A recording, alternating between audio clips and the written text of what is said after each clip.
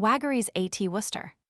The meeting with an old friend at Worcester induced us to domicile there for the space of 3 days, during which time I will not say we were laid up with lavender, but certainly near enough to scent it. Most of our Worcester acquaintance will however understand what is meant by this allusion to one of the pleasantest fellows that ever commanded the uncivil customers in the castle, since the time of the civil wars. The city is perhaps as quiet a dull place as may be found within His Majesty's dominions, where a cannonball might be fired down the principal street at noonday without killing more than the ruby-nosed incumbent of a fat benefice, a superannuated tradesman, or a manufacturer of crockeryware. No stranger should, however, pass through the place without visiting the extensive china works of Messrs. Flight and Bar, to which the greatest facility is given by the proprietors, and the visit must amply repay any admirer of the arts. A jovial evening, spent with our old friend of the castle, had ended with a kind invitation from him to partake of a spread at his hotel on the following morning.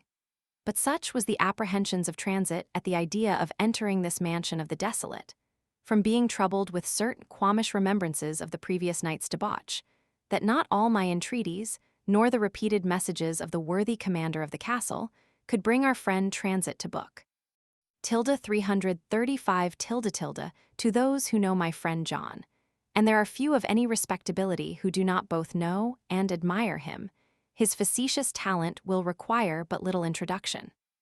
Lavender is what a man of the world, whose business it has been to watch over the interests of society, should be, superior in education and in mind, to anyone I ever met with filling a similar situation.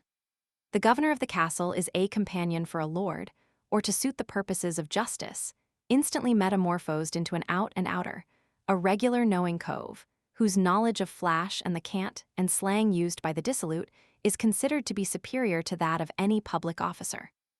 A specimen of this will be found in the following note, which a huge fellow of a turnkey brought to my bedside, and then apologized for disturbing me by pleading the governor's instructions.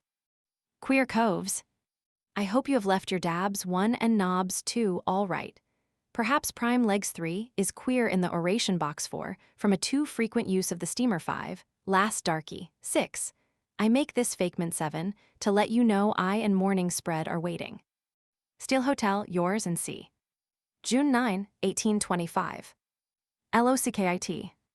My readers will very readily conceive that with such a companion we were not long in tracing out what little of true life was to be found in Worcester.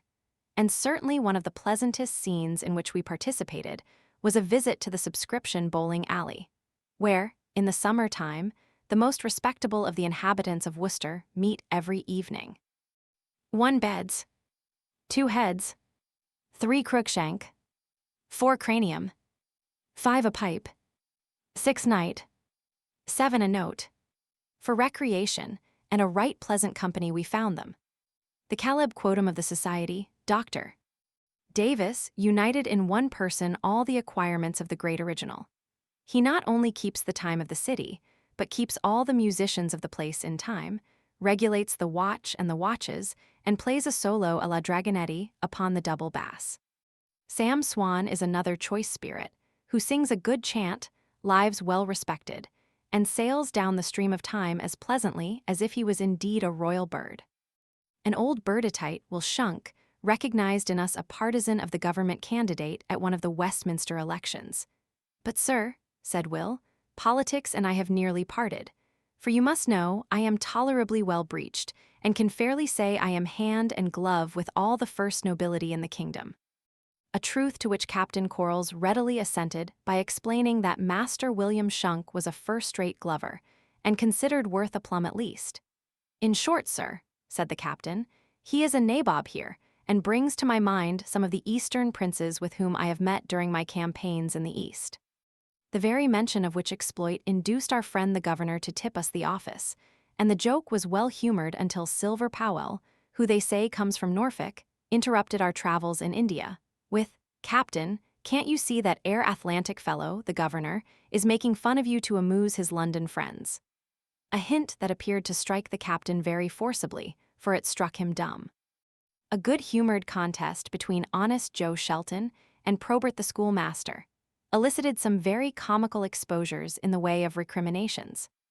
Joe, it would appear, is an artist in economy, and an old story about a lobster raised Joe's ire to its height and produced the lex talliens on Probert, tilde 337 tilde tilde, whose habits of frugality wanted his competitors' humor to make them pass current.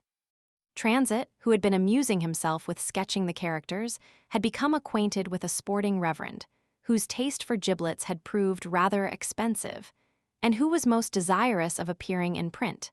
A favor Mary Stephen Godson, the lawyer, requested might also be extended to him. "Aye," said John Portman, "and if you want a character for your foreground rich in color, my phiz is much at your service, and here's George Brooks, the radical, to form a good dark object in the distance." In this way the evening passed off very pleasantly. Our friend had made the object of our visit to the bowling alley known to some few of his intimates, circumstance that I have no doubt rather operated to prevent a display of some of those good-humored eccentricities with which it is not unfrequently marked. Upon my return to town, I received a farewell ode from my spirit in the clouds, evidently written under a misconception that the English spy was about to withdraw himself for a time from his sketches on men and manners, when in fact, although his labors will here close with the completion of a second volume, his friends will find that he is most desirous of still engaging their attentions in a new form, attended not only by all his former associates, but uniting in his train the brightest and the merriest of all the choice spirits of the age.